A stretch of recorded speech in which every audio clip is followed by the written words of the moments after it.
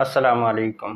ایک قابل مذمت انتہائی افسوسناک واقعے کے بعد ایک نئی ڈیولپمنٹ ہوئی ہے، اور وہ ڈیولپمنٹ جمعیت علماء اسلام کی کوششوں سے، جمعیت علماء اسلام کے پروٹیسٹ سے اور جمعیت اہل حدیث کے پروٹیسٹ سے، جمعیت علماء اسلام کی لیڈرشپ کی محنت سے، کوششوں سے دوبارہ ہوئی ہے، اور وہ یہ ہے کہ مدنی مسجد دوبارہ اپنی اسی لوکیشن میں مدنی مسجد دوبارہ تعمیر ہوگی۔ یہ انتہائی اچھا اقدام ہے، لیکن قابل افسوس واقعہ یہ ہے کہ اسلامی جمہوریہ پاکستان کے کیپٹل اسلام آباد میں، اسی اسلام آباد میں جہاں 2 دن پہلے 4 ریسٹورنٹ کو شراب کا لائسنس دیا گیا، اسی اسلام آباد کے اندر مساجد کو شہید کیا جا رہا ہے۔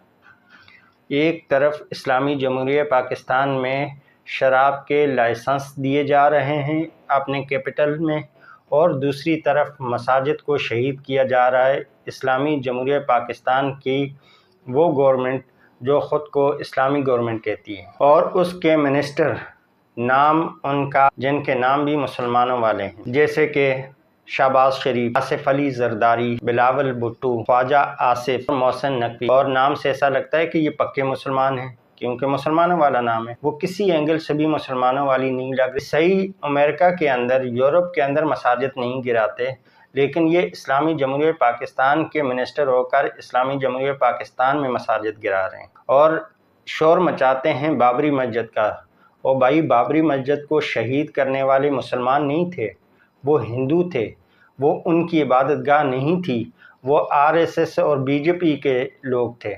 اور میرا سوال پیپلز پارٹی، MQM، مسلم لیگ نون اور PTI کے لوگوں سے ہے، آپ BJP اور RSS کے اوپر تنقید کس حیثیت سے کر رہے ہیں؟ وہ تو نان مسلم تھے، وہ ہندو تھے، ہندو ہو کر انہوں نے مسلمانوں کی عبادت گاہ گرائی ہے، اپنی عبادت گاہ نہیں گرائی۔ آپ کی لیڈرشپ، آپ کی پارٹی کے لوگ خود کو مسلمان کہتے ہیں اور پھر مسلمانوں کی ہی عبادت گاہوں کو شہید کرتے ہیں۔ تو آپ لوگوں کو سوچنا چاہیے کہ BJP، RSS میں اور آپ کی ان پولیٹیکل پارٹیز میں کیا فرق ہے۔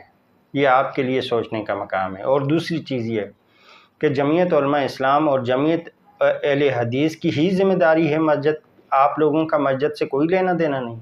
مسجد آپ کی عبادت گاہ نہیں ہے، تو آپ لوگ کیوں نہیں نکلے؟ آپ لوگ اس پروٹیسٹ میں کیوں شامل نہیں ہوئے؟